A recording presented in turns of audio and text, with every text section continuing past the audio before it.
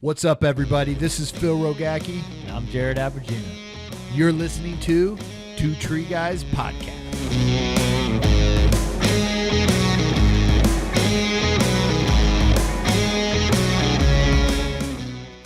We have two special guests from the Academy trained trainers.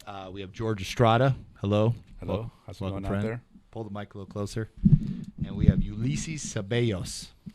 Did I say it right? Yep. Ceballos. There we go. I practiced it like 20 times before we got on for that. Check. So, this hour is, or half hour to hour, is us talking about education and training, the importance of it, and hearing the stories of you guys and hearing the stories of different trainers from around the country and just different people that are in the industry, how you got in, the people that influenced you and mentors to bring you up throughout this through this industry and kind of bring you where you're at today, so you're able to take that kind of knowledge and the knowledge you learned along the way and be able to pass it down to the other generations from that. So I'm excited to hear your guys' stories. I've heard a little bit about them before, but I'm excited to kind of get a little bit more in depth and hear your stories and hear the mistakes you've made along the way and the things you've done right and the people that you've inspired along that time. So but first, before we start any podcast, we always start with a beer. So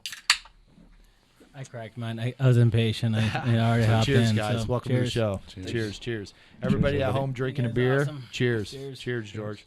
I'll reach you, man. Hopefully you guys are clocked out by now. It's 7:30. I mean, it's time.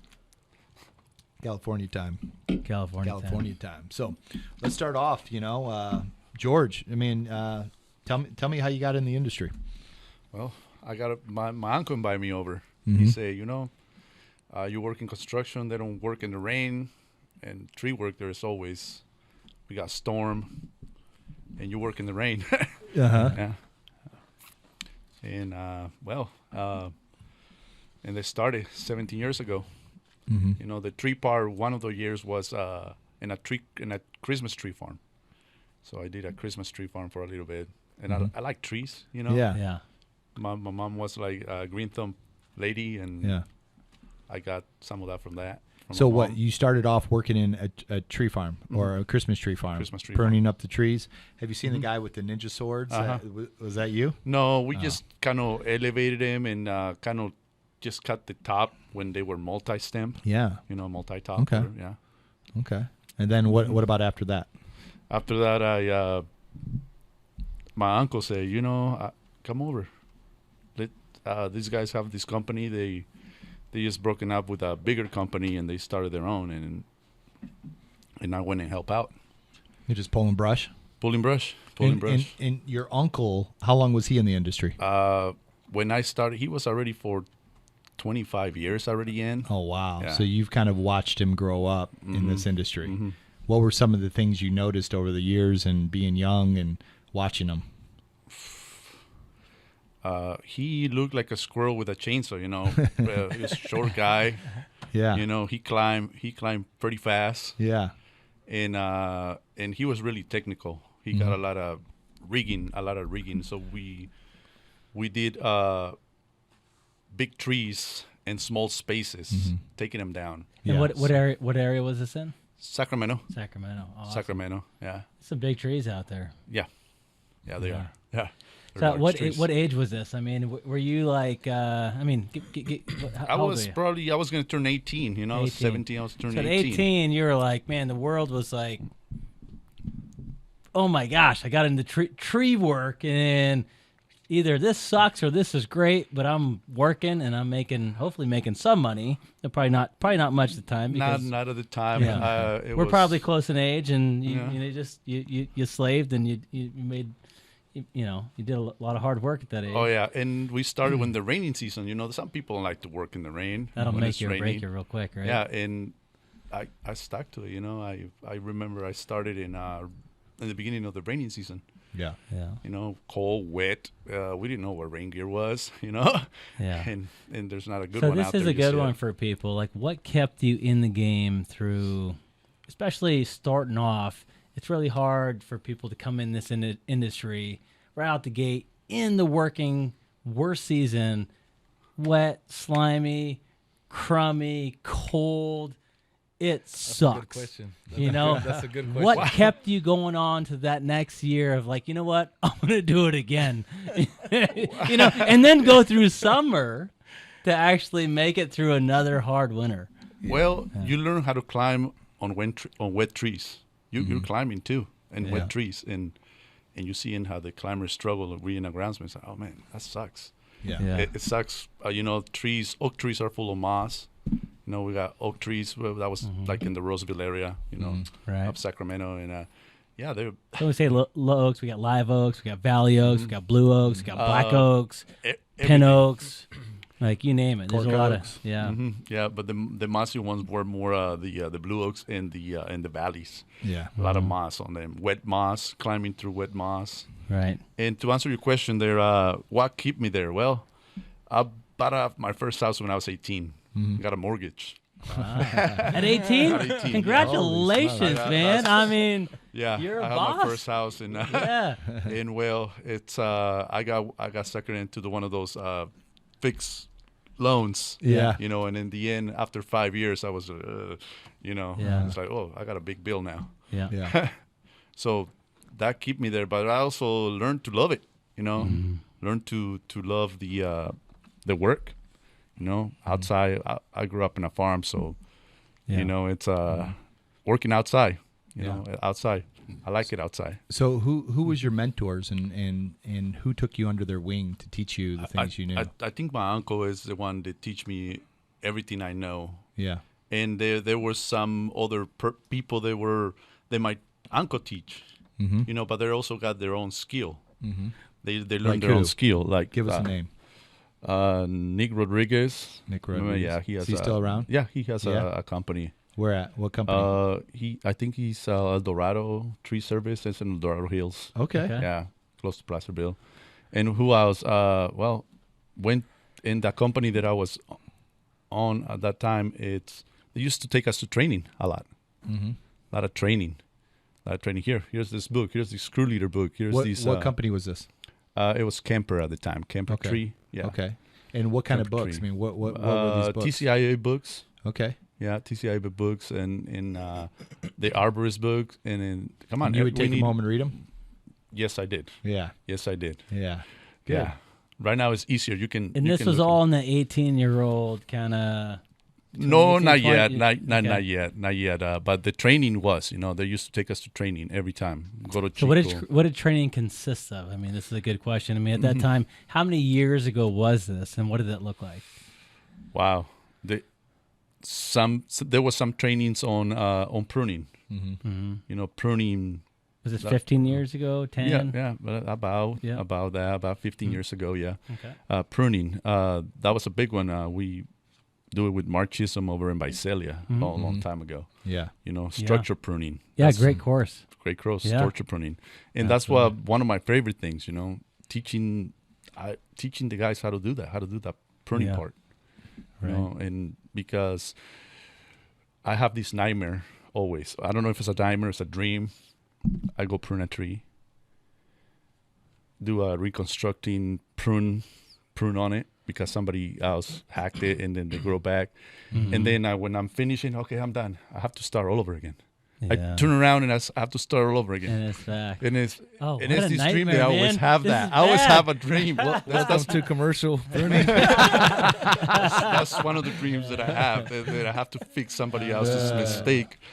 Or That sounds like Yeah. utility work. yeah, I don't know. You get done, Same you get thing done in over one and year, you over. go back over and you start again. for I'm, that. you know, in all the years I've been doing this, I've never had that dream, and that has to be a nightmare for you. You know, Well, I just it's not a dream. I'm calling it a dream. It's a nightmare. no.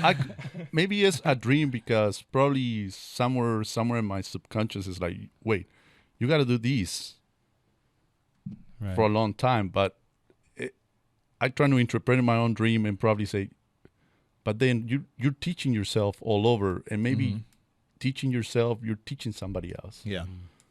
all Yeah. over that pruning because Yeah. Practice But makes you know, perfect. for me, I think I like to say perfect practice makes perfect.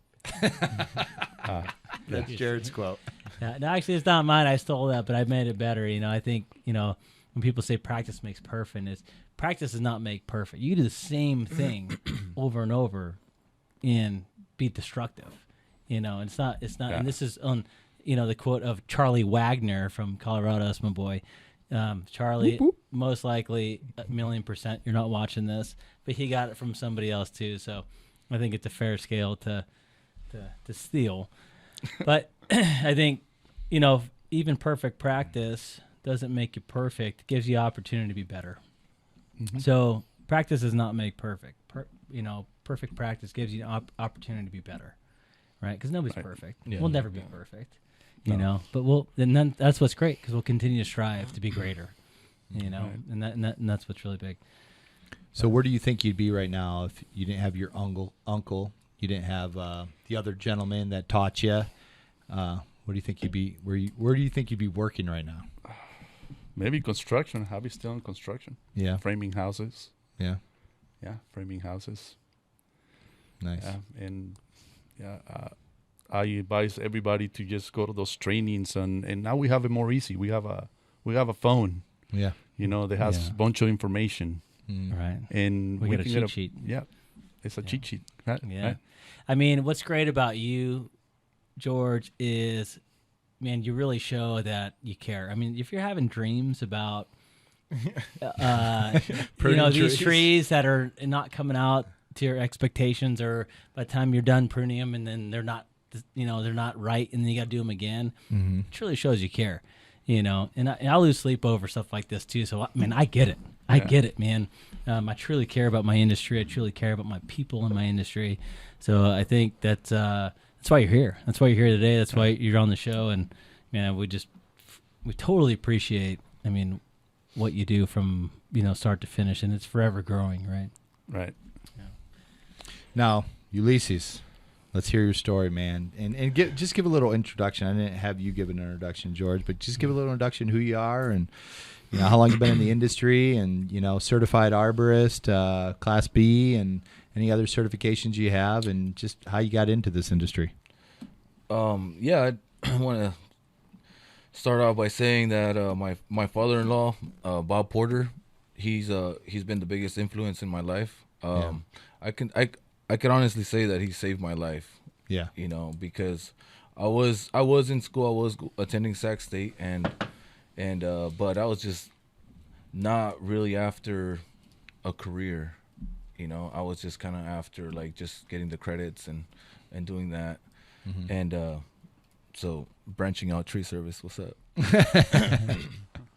And so yeah, I one summer it was decided I'm gonna go back home, and Yeah. my mom was having a hard time, so I went back home and I told my father-in-law, I was like, yeah, I just really want to build some muscle and make some money. Mm-hmm. And he's like, I got the perfect job for you, my friend. Come over here, start logging with me. We're gonna log and I'll get you going on that. If you like it, cool. It's it's hard work. Yeah. But if you like it, I'll show you the ropes. Yeah. And so And how long has he been logging for? he's been doing it for a long time, maybe like 30 years now. How'd he get into it? So he got into it. He started off. So I'll back up. He was a lineman for a lot of years. He did a lot of line work and in different areas. And, Any companies we know? no, I don't know. Yeah. But so that's where he got like a lot of the rigging from. Okay. You do a lot of rigging in power lines. Yeah. I know this because he does a lot of rigging. and so after that, he was just like, his buddy said, I'm over here logging, like, you don't have to travel to Montana for, 6 months at a time or 3 months or however long the contract is, and just go over there. We can go log and you could probably see your family a lot more. And so he decided, okay, we can do that. And so what he did was he got himself like a camper and stuff, and would take the family, my wife, and just take him camping with them. So, logging, you do 6-hour days. So Yeah. you're there, go in, come back, do a little fishing, a little creek act, just with Yeah. the kids hanging out. Oh and, man, That must is be nice. perfect life. Right there. yeah, so that's where he got the tree experience from, and he just kind of combined those two together, and just, man, really, he got a lot of air work, being up in the air by climbing the poles and everything too, So the spikes and all that, the spikes, the belt, the chainsaw work, everything, just the rigging, everything just kind of came into play for him. And and so him putting a chainsaw in my hands just really, I loved it. It was like instant love, you know. Yeah. I love the power that you feel, you know. Yeah. For taking down, you know, big The adrenaline. dangerous decayed tree for all you tree lovers. For all you tree lovers. Oh man. So yeah, it's just a feeling of power, and then also accomplishment. You know, you did something. Yeah. And I've always liked working with my hands, so I think that just, you know, I just went with it. Yeah. And I just like I said, you put a chainsaw in my hands, man. I just couldn't go back. Really? Like you just knew then Yeah. when you did it. Yeah. As soon as I like fell that tree, I was like, I got this.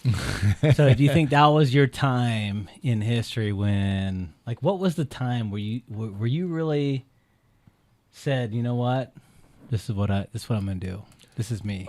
Unlike George, I wasn't buying a house at 25, but I was. At 18, man. 18. Goodness. Dude, they I'm got like- him. I wasn't buying a house at 18, but when I started, I was 25, and I was having my first boy. Yeah. So That's that's really good, like man. that big push that I really needed to just stay with it, and I fell in love with Yeah. it. You know, I wasn't looking for anything else. I was making good money. Yeah. I was back home in Oregon with my family. Yeah.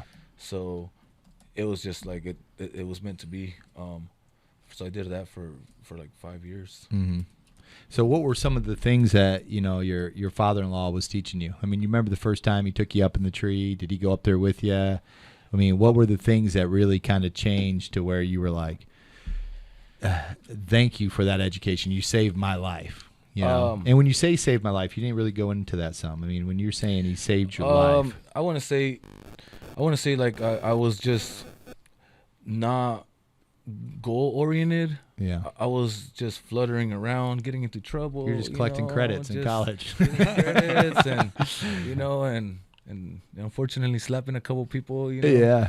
But I wasn't like in love with what I was doing. I was going for construction management as well, with a minor in business, but it wasn't a drive. I loved working with my hands, so I knew I wanted to do something like that along those lines. But when I found that, and then I found like, man, you can make good money doing this, and you know, and I love working outdoors.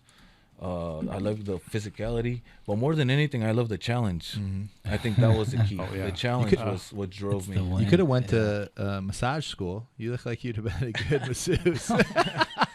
When your father-in-law tells you, "Don't get killed," that's like, I want to go not get killed.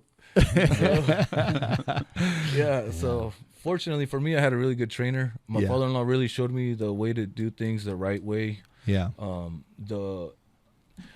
You know, when a professional shows you something, they've usually seen it before. Yeah. So they have that experience where like it's gonna pinch the bar. You know, you might want to take a little more weight off that other side. And I bet you they were seeing things that you were like, wait, how do you even know that? Where'd you? Oh yeah, definitely. How'd you see that? When you can go like a week, without even using a wedge, that's good. Yeah, you're good. I mean, you have So wedges on hand. Who did he learn from? Who was his He mentor? learned from his best friend. His name's Bill Brooks. He's no longer with us, but that's who taught him the ropes. You know, he said, "Hey man, when he was out logging, you want to come over here and log with us?" You know, and you look like a crazy dude that would want to do it. You know. So you know, let's jump back into it and keep moving. Let's get in the part I want to talk about is kind of, you know, coming up through the ranks, coming up, you know, in the industry, learning what you guys were learning, having the mentors around you that really inspired you and gave you the right direction to do things right, and taught you the right way. And, you know, because of their mentors behind them, you're able to learn, so you're able to teach and pass on. So let's talk about some of the kind of the knowledge from, you know, working in the academy to in the field, training your guys, some of the approaches that you take in education and in training, you know, for that. Yeah, what's changed? Yeah. Go ahead, Ulices. I think training is a beautiful feeling, you know, to be able to say like, man, this person right here was a groundie, Esmeralda Nuno, And Shout out. yeah, and you get a person, to that comes in as a groundie, Yeah. and then you build them up to be a climber, and so then becomes a climber for Davy Trees, and now I brought her on. Now she's a climber for the city of Sacramento. Nice. And with that too is and this is for everyone out there. It's got to be inside of you. You have to have the heart. You have to have the will. Mm-hmm. This isn't for everyone. It is hard work, but you have to make it fun. Mm-hmm. You have to just know that it's inside of you. Really good arborist, master arborist, Owens. He told me one day. He's from Arborwell. He told me to be a good climber, you have to be smart and a little crazy. So, because you got to stay alive, but you got to be crazy enough to actually go do what the things that we do. Yeah. And trust yourself, and trust that you're trained to be able to do the things. So when you get people like Esmeralda, who just has the heart, she just wants to do it, and she just wants to push, and she just wants to learn, and so she's doing that. I have other people that I have been able to help become pruners, that have never been in the industry. So what's your approach when a new person comes in? I mean, new person, green, ground person, pull and brush, have no idea, scared as hell to make the wrong, make a mistake.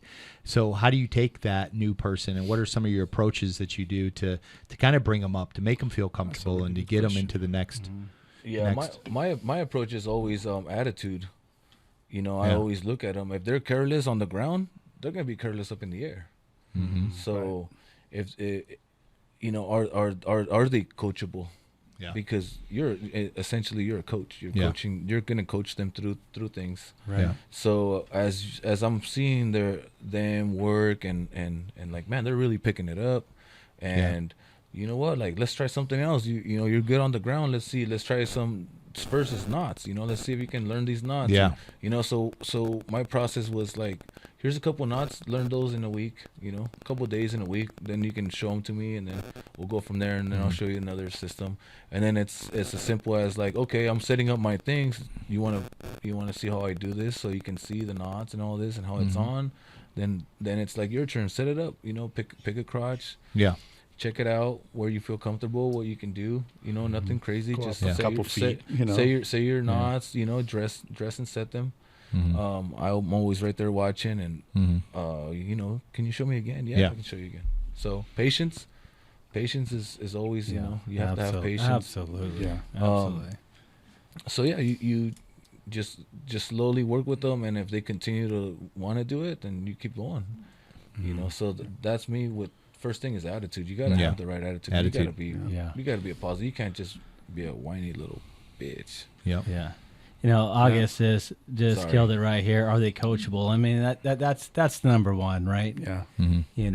I found that same thing. It's like you can't teach, you can't train the uncoachable. You got to have the want, the will, the passion, the drive. They have to want it. The grit. I believe they have to want it. You got to want to get dirty. You got to want to be. Yeah. You put your life on the line every day. You got to want it.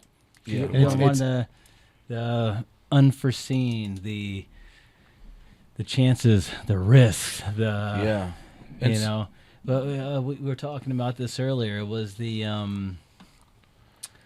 gosh, I'm a loss for words. Come on. We're talking about what makes us do this. It's the passion. The passion. Oh, the drive. There's another word. Dang it. I'm money. I'm losing it here. It's the adrenaline. It's the rush. The rush. The rush. Yeah.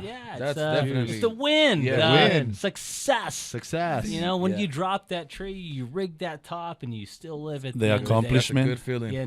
It's like, man, that rush it doesn't ever get old. And gosh, man, it's such a good thing. I mean, I lived it this morning, and I'm like, like you can't. It's a drug. It's a natural, aphrodisiac. It's just great. I think when they say, like the coachable and are they this, and when I say attitude, like, because not just putting themselves on the line, their life on the line in the tree. They're putting the ground, the people on the ground, people's properties, targets. Yeah. So Yeah. if they, like, when I come back to that same thing, attitude, if they don't care, they don't give a shit. I mean, I don't want them up in the air. I don't want them, removing a tree over my head. Now, how do you identify those things? How do you identify? Let me ask, for August listening, when they say, are they coachable? What are the things you're looking for to see if they're coachable? What are the words you're using? What are their responses? Sometimes there's some people in the industry that or, on your team, they have a hard time noticing that, Some people can pick it up different. From that, coaches in baseball or basketball, they can see someone and go, I can work with that guy, but I can't go work back. with that guy. I mean, for you, George, this is a great time for, maybe to hop over and kind of, because you're dealing with this, a lot with what you're doing. Right. Yeah. I'd love to hear your insight. And coachable, I guess if they take the criticism, they have to be able to take the criticism of you peeled that branch. Now we're gonna have to take it all the way. There's no way to fix it. But you have to deliver in a way that you don't scare somebody shy. Like, I don't want to prune anymore. Yeah. I don't want to gunshot anybody. True. You gotta say it in a way. It's like, no, maybe next time, you can do an undercut, or you can cut it smaller. Do it in pieces. Yeah. It's true coaching. Yeah. Yeah. You letting them fail, letting them make mistakes. It's safe. Like they peel something like that. They don't want to do that again. No, you learn from it. I always say I'm okay with mistakes and failures, just as long as they're not the same mistakes and failures over and over again. Fail forward, right? Yeah. Fail forward. We keep moving. I like to give them options. Yeah. Like, give them, like, you want to climb that tree, or do you want to climb that other tree, or just see. First of all, it's like to see if they can push themselves, but second of all is, do they feel comfortable? If you feel comfortable, you saying that, Ulises, is like my uncle put me in when I started. He called it rose bushes is maybe, let's say, 90 feet. Your first time climbing, 90 feet oaks. That's spread. what he did. A big old spread. I'm a nice guy. That's what he did. It's like, and he's like telling me, get the fuck down. You're not gonna do it. I didn't get down though. I didn't get down. No matter how much yelling he did to tell me, come down out of that tree. You did it. I didn't. Yeah. I stick to it. Yeah. One time he put me in a tree, and he said, "Are you gonna finish today? What time is it? It's 4:00. You lose notion of time when you're up there. This is one of my friends' removals. Yeah. You lose notion of time. So it's like, it's good. We're in overtime now. Oh my God! I hurry up. I rig. I tied the nuts as fast as I could, and I put the liquid amber down. I won't forget it. Yeah. And I got down and saw, oh, it's 11:00. See, you got it in you. You know how to hurry up. Oh, you know how to do it. Tricky. Yeah. Yeah. And that stuck to me. It's like, okay, so I can move more faster, be more comfortable. Taking the thing also that stuck to me is like, study when you're doing a removal, study that wood. Yeah. Study how it's reacting. Look at that. Every species is different. Every species will take different loads, different dynamic, different Yeah. So, and look at that. Don't just go up there and cut the tree. Look what it's doing. Look, pay attention. Yeah. Pay attention what it's doing. And this is really good. I'm getting some feedback here from August here, and this is great comments, and I totally agree. A lot of this is taking these mistakes, and mistakes are mistakes. Things happen. These are growing moments.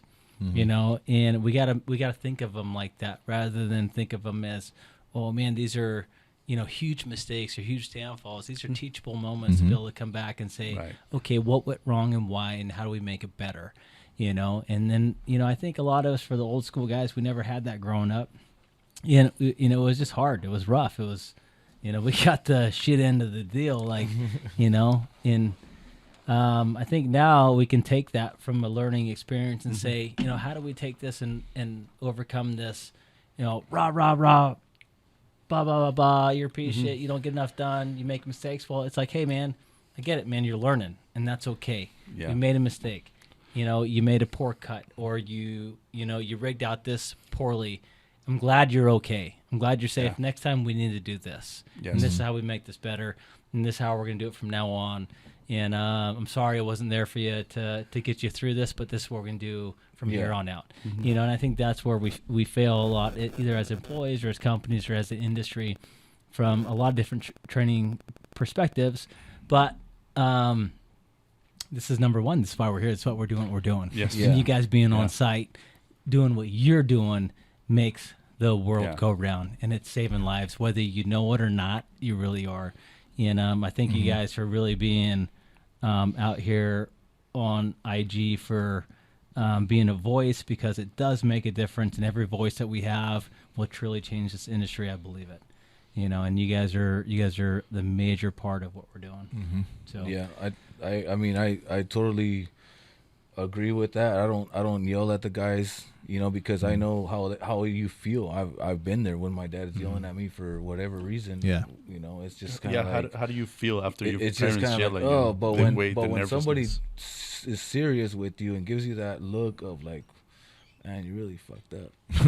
Yeah. But they're not yelling at you, so you don't have that. That So you disappointment can't look. react back. You can't. Yeah. You can't. You just like, how are you gonna react to someone that's silent? Yeah. Yeah. Well, how about this? Let's put it in perspective real quick.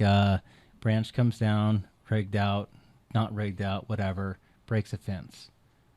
Somebody jumps on your ass, you freeze. You're like, oh man, my job's at jeopardy, my life's at jeopardy. Yeah. I'm about to have a kid, whatever it is. All these things are just running through your mind. Yeah. You're zero productive from that point on. Zero. Yeah, Promise gun you. shy. Yeah. So, in that scenario, obviously we make, whatever choices are, they're tough. We get put in that scenario, we mess up at that point. Got to learn from it. Whether it be leaders or Definitely be learn leading from the other mistakes. people, we say, hey, check it out. Fence is already broke. Okay? Yep. We can't sit over here and stare at it to make it come back to life, and then it's not going to magically reappear. No. It's okay. Nobody's hurt. All right, let's get through this. Let's learn from this. Why did that happen? Was it negligence? What's on your mind? Are you preoccupied? Is there something going at home? Man, if it is, you need to get out of the tree. Yeah. Where do we go from here? Read the Fences are workers. fences, man. We can rebuild this. Yeah. Not saying that it's going to happen all the time, but let's recognize it. Let's make it better. Let's really get to the source of the reason of why it happened, and not sit in the world of, oh man, you're terrible, and You can always go back to it too. and you ruin the whole day, and that's that could turn into an injury really quick. Yeah. You saying that it brings me back to a removal that I was doing when I was learning, and my uncle told me, "Do not hurt that dandelion." I told him it's a weed. It doesn't matter. What if the customer loves that dandelion? I didn't get it, and at that moment, but we rigged this tree that could have been flopped, but he was teaching me something. He's teaching me, make sure you don't break that, because that could be a Japanese maple. That's good. It could be a somebody's grow house, like one of those things where you grow, your vegetables. Yeah, greenhouse. Yeah, greenhouse. There we go, greenhouse. It could be something delicate like that. What about a fountain? Yeah. Yeah. Yeah. Oh, don't bring You know- Scotty. Where's Scotty? Where's the fountain? that's an but incident. it's- He's gonna kill me if I bring that up. You But know, and two, we're talking about new people coming in and educating them, training them, and having a good attitude. Are they coachable? When they make a mistake, you don't yell at them. You move on from it. It's a learning lesson and stuff. But hiring the right people before you have to learn from them out in the field and how to do that. There's a great book. If anybody wants to get that, does a lot of hiring out there. It's called The Ideal Team Player. That's a good book. You read that book? I'm It's a still great book. I'm listening to it because I drive a lot, so I don't have. It's a great book. So anybody who's hiring or have employees they're working with or team members around them, there's 3 things that they identify. It's humble, hungry, and smart. And smart's not a people smart. I mean, smart's not just a brain smart. It's people smart. Yeah. Are they humble? And the questions, and how do you identify that? Are they hungry? And are they smart? If they can have all 3 of those, you got an ideal team player. Sometimes they'll be hungry, but they're not smart, and they're called a bulldozer, and they go in and they destroy everything from that. So, reading these type of books and helping you kind of sharpen your saw and helping you be able to hone in on your skills is get to the point to where you become a master at identifying the stuff before you even bring them out in the field, because as soon as they step on the field, they put everybody at risk. Everybody is. So at least a little bit of filtering before that and understanding that this player is going to work well with us. If you follow that book in the last few chapters and listen to it, it opened my eyes up to interviewing somebody and things to look for, so they're going to work amongst the other teammates. I have a tip on that. It's a perfect solution. If you're going to hire someone, just send them to the academy. Send them to the academy. Because, you get that professionalism. And, they know their stuff, so they're going to get it out. They're going to get out of you. If you're the real deal, then come through. Yeah. If you need help, come through. That's for everyone. No more faking the making, No. in our industry. You just can't, Because we all watch those, people they watch a YouTube before a job interview. Yeah. We used to run the tests for a city. Yeah. We used to go to that's assessment for a city, so to get employees hire, and you see a lot of that. Yeah. Brand new gear. Right. It's some things they don't know how to use, or they want to use mechanicals. Like, no, I want to see your nuts. I want to make sure you know how to tie nuts. Right. And they can. I know this too because I've been there. For you guys, or for the other chapter. The other chapter. Yeah, the other chapter. Y'all's laugh. Yeah. Well, I appreciate you guys being on the show today and hearing your story and being vulnerable and the things you learned and didn't learn, and talking about the mentors and the people that meant a lot in your life that really gave you the direction to where you are today, that you can keep continuing educating and training the next generations that are going to come. Because some of the things that you guys are teaching now, 50 years from now, they're going to still continue to teach them, and you guys are going to be inspiring people in the future. What are you going to say? I'll just say one tip, man. I think it would be really good. We're good. Okay, before you close out. I'm not closing out. I'm not closing out. I was like, I got it. I'm getting the close out feeling. Oh, my goodness. Okay, yeah. No, but the last thing you want to do in life is cut Phil off. Right in the middle. He's like, wait a minute. Right in the middle. You don't know what you're talking about. I'm going to get all kinds of shit. I just thanking these guys for coming and being on the show and sharing with everybody. Anybody else who's listening that's out there, and man, reach out to us. We'd love to have you on the show. We'd love you to come to Santa Rosa, spend some time with us. We want to hear we want to hear from the pros, the professionals out there in our industry, and really elevating our standard out there. And these are the people that are doing it. Trainers at the academy, working with crews every day, certified arborists, constantly getting certifications and training and teaching. And there's certain things that you guys have learned along your ways from when you got into this industry. And this is kind of the time, certain little tips and tricks or things, or doesn't matter how dumb or small or big it is, just share it with the other people out there. I want to just back you up on that too. Just saying, like, man, just pass the knowledge. Just pass the knowledge. If it doesn't have to be. This guy's not gonna come over and take your job unless he's hungrier than you. But pass the knowledge. Guys, we need to learn. We need to teach. That's why we have the academy. Yeah. That's why us, George and I, come to the academy to further our tree knowledge and just being around professionals, and it just makes it better. It just makes you a better person, better climber, safer. Yeah. Safety is just. And the things you teach, from that, and you come and learn, You know, I don't care if you've been in the industry for 30 years, you've been in the industry for 2 months. You come to the academy, and you know they're our sponsor for the show. But you know, you come to the academy and you learn. You take that knowledge with you. I don't care if it's just a little bit. You're that much better because of it. And to take and like you're saying, share it. Because you don't know where that knowledge is going to go. Because you're going to teach someone from Sacramento, and Sacramento is going to meet someone from Oregon. Oregon meets someone from Hawaii, and Hawaii taught somebody that saved somebody's life. And you may never see the fruits of your labor and what you taught, but you're saving future lives, and you're also giving that knowledge to help people create better lives, to be able to make more money, to be able to be safer, to be able to have a better profession at what they do and a better career and go home and not have their shoulders and legs beat up because they learned a certain way. Yeah. So share. I want to give a shout out to Eric Mullen. He he was my foreman at Arborville. Yeah. And man, he's just a great guy. Yeah. He's just all the knowledge, but the thing is, he shares the knowledge. Yeah. You see, he showed me the right ways to prune, and I remember this one time we were pruning this pepper tree, and I cut this limb. I was like, man, this, you know, we got to open this thing up. So I just cut this like 6-inch diameter limb right in the middle, just gone. And he just like, whoa, like his whole face just went, you know, I was like, just by, and like I said, just, he didn't have to yell, or just by looking at him, I was like, oh man.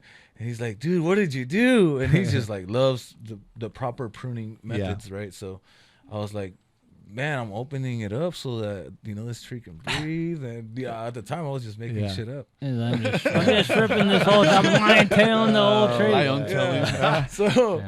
So then he's like, I was like, you know, this other limb over, I was looking at this other limb that's gonna fill in. He's like, yeah, like 5 years from now. But it taught me a lesson. Yeah. You know, like preview it. Preview your job, preview your tree, preview your cuts.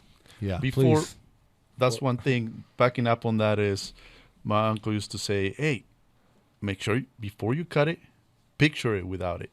Yeah. Picture it without it. Or start little by little. Just get the weight reduction that you need. And then if it looks bad in the end, then reduce it then, all the way back. then cut it. Yeah. Cut it. But we do aesthetics, you know. We're working for a focal trees, you know. It's not just clearance, but it's focal trees. You got to work those limbs out, you know. You just don't go in. Let's stay away from the one and done. No one and done. No. Stay away from the one and done. So is that your tip? Is that your tip to the people? Or what's your guys' tip to what's the people? What's the takeaway at the end of the day? To share. Pass on the knowledge. I would put share. it like, what are you sharing? Yeah, one thing to give away for our viewers today. If you had a, like, man, all your experience and knowledge and everything that you've been through in your career, man, if you had one thing to give away to our people today, what would it be? You know, I would say, if you are passionate about it, and you have a partner, a buddy like George, you know, that you can count on, my tip would be like, pick their brain. They're there. That's your buddy, and he's a professional. Or if, you know, you have those people that you can go to, give them a call. Give me a call. You know, like That's it. it doesn't. It's just my tip would be I like find somebody, and if they know what they're doing, though, like, you know, don't pick, like somebody said, a Tasmanian devil. Don't pick that guy. But definitely, like, get yourself informed, man, and call somebody like me. I pick George's brain all day long. Yeah. You know, sometimes As just for we should. fun, but you know, it's we go back and forth. You know, like you know, he'll do a tree, and you know, or I'll be like, man, you know what? I was looking at that limb. You know, and man, I was thinking the same thing. You know, just bounce ideas off each other. Look at it. Good. Go. My favorite thing to do when, you know, because you have to take pride in your work is. If you're doing, say, a residential job, go across the street and go look at that tree and see how it looks. Yeah. You know, go to the other side, go to the other neighbor's side and go look at it, because people are driving by, you know, walking their dog or whatever. That's the vision. That's your signature, by the way. That's the view that's the view that they're getting. So, like, take pride in your work. That's the second tip. Oh, you got a second tip. I like it. You got a special bonus from Ulices. All right, George. What's yours, George? So my takeaway, and probably what I can give back, is Yeah, just don't just cut. Study that. Study what you're doing. Mm-hmm. Look at your pruning. Look at when you're removing. Yeah. See how it reacts. Everybody, I heard this from an old tree guy or old arborist. He said, "Oh, all the trees are the same." Mm-hmm. And I told him, you know what? No. It's just like us humans. We're not the same. Yeah. Every tree is different. Mm-hmm. Every tree is different. Every tree reacts different. Yeah. You cannot just do the same prescription to every tree. You Mhm. can't. You cannot. Okay. So, You got to pay attention to the seasons so too. pay attention to the details. Get pruning courses. Ask questions. Like he said, ask somebody that knows more than you. Yeah. And Yeah. I think that's just to do proper tree work and Good. so you don't get killed. Just follow Jared, and if Jared doesn't know, Phil will help you out. I'll help you. Jared will call me about it. I think my quick, breakdown of this is, man, I really believe in, everything that you guys said, like 100%. And being the fact, like you said, be humble enough to say, what do I not know? How can I become better? And that's what we need as an industry. When we think we have it all, that's when we fail. And it's just like a tree job. When we're out there doing work, the time that you think you're ahead, that's when you're behind. Right. The time that you think you're ahead is the moment you became behind. And it's that constant strive of either education or building yourself as a professional. And I think a lot of it is, coming in this industry or being in the industry is, it's easy to get burnt out over a period of time because we work so hard. It's a hard profession. It's hard to keep up with this for years and years and years. So the guys that have been in the game for 10, 15, 20, 30, 40, 50 years, I mean, you tip your hat. Tip your freaking hat to these guys, because these are some hard-ass busters that Warriors. have been through some shit, And my gratitude to whoever that is.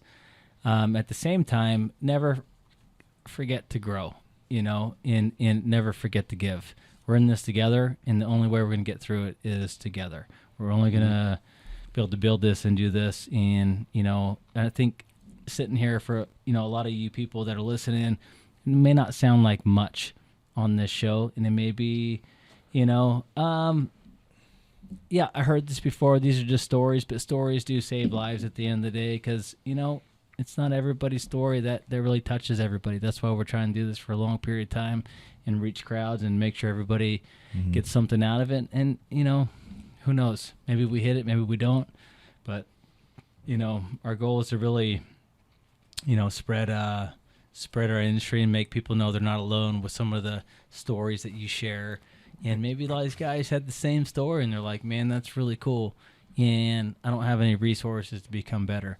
Now they have you guys, and came from your boat and your lifestyle and whatever that was. So I think, we just got to keep moving as a whole and make sure that we stay true to, what we're really trying to do out here in this industry is, be safe, be productive, and win and kill what we do. Yeah, and just stay passionate, man. Yeah. Stay passionate. Do not forget that. Yeah. All right, guys, we're gonna end the show here. We're gonna stay on for a little bit for anybody who wants to jump on and live and ask some questions and talk about some things. But again, thank you guys for being on the show. Thank you for sharing. No, thank you for inviting us. So Yeah, definitely. Continue elevating the standard. Continue raising the bar in our industry out there. And for all the listeners, if anybody wants to be on the show, reach out to us on our website. Come on to Santa Rosa. We'll house you. Come stay with us. Come drink some beer and talk about what tree guys talk about before, or after. Or wine. Or wine. Or vodka. Or whatever else you want to drink. Yeah, you can do it all from here. But so, yeah, appreciate everybody. And that's it. Thank you. Thank you again, Thank guys. you guys.